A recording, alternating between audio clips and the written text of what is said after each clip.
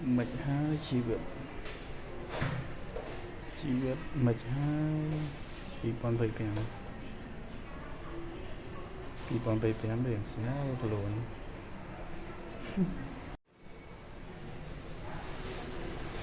มีผมมีอันนี้ชิมีอิดมี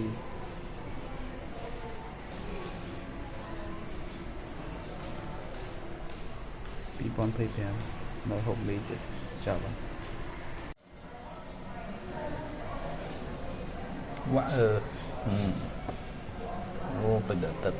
chăm phải đợi tận mới xếp chấp bao nhiêu tiền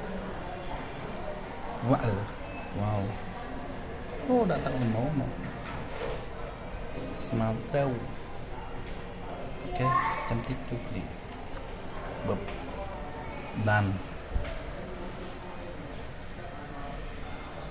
ô tình ổn